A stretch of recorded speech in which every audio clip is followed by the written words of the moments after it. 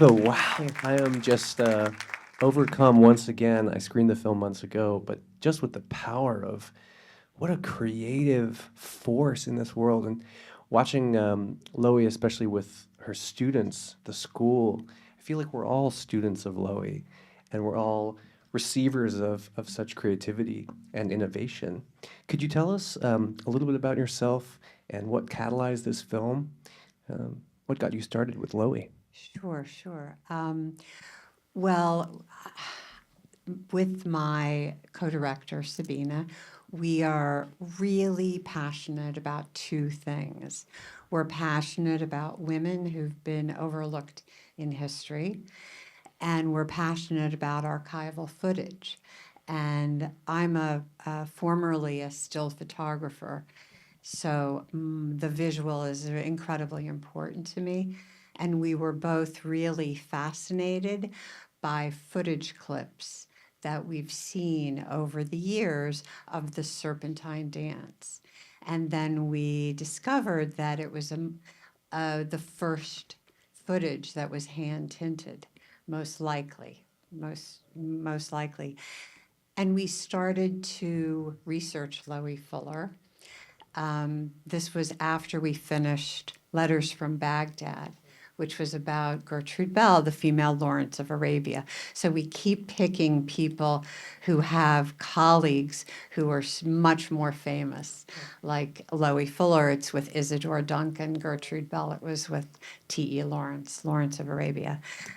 And so we discovered when we started researching really quickly, we saw Taylor Swift's Reputation tour. We saw William Kentridge. We saw Alexander McQueen's hologram, like one right after the other. And we thought, this woman is crazy, incredible.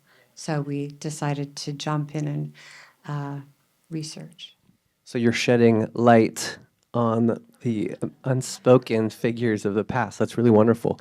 And it makes a lot of sense learning about your history with your expertise with photography, with still photography, because there are a lot of ways in which you could have told this story and you could have created this film, but the way that you used archival I thought was particularly brilliant. For example, one of the shots was sort of a contact sheet of archival photographs of her, and then you push in, and one comes alive, and we're in a whole nother frame. So maybe, This is such an interesting story because that was the cover of Dance Index, and that cover was designed by Joseph Cornell, the artist. So it was just like this cool thing that we were able to do. But that's really her story, layered on top of layers, layers and layers. and so we all watched that unfold through this amazing collection of archival that you put together so brilliantly. But I'm a producer, and I'm curious about the complications of getting clearances and finding all of this stuff. And you've got the talking heads alone. You have Jordan Roth and Bill Cheat Jones, and I mean clearing that Taylor Swift footage and Red Hot Chili Peppers. I mean, there's a lot of really, really difficult producing work that went into this film. So There was a can you lot of talk about the begging, process a a little lot of bit? begging. What did that begging look like, and how can some of the filmmakers who are with us tonight learn from this process? Well, for example, the Taylor Swift, we reached out to her a million different ways, and we never got a response, although we know for a fact that her PR person opens our newsletter because we can see whenever anyone opens our newsletter. So she's very well aware of our project. That footage is fair use. So that's how it goes. I mean, but the rest was a function of budget. We were able to budget because we knew from Letters from Baghdad how expensive archival footage was.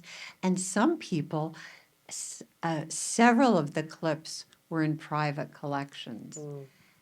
One of our consulting producers, Kevin Brownlow, is an incredible expert on silent cinema. And so he was able to point us in direction of some guy in Scotland who owned the one super groovy hand tinted, so we worked on the film for 4 to 5 years.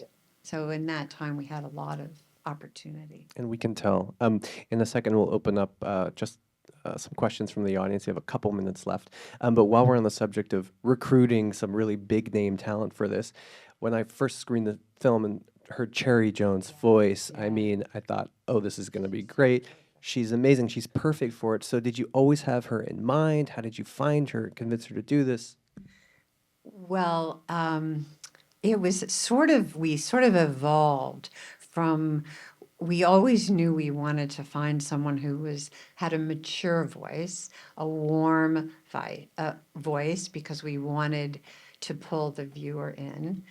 And we went through a lot of different ideas before we landed on Cherry Jones, and it turned out that we had a connection to her, which is really, you're really asking someone to do you a favor.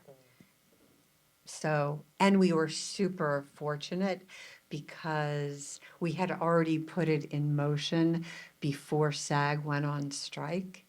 So we got an accommodation from SAG, which you could get. People did get them. But again, I had to beg my SAG representative, it's a lot of begging. We know what that's like here.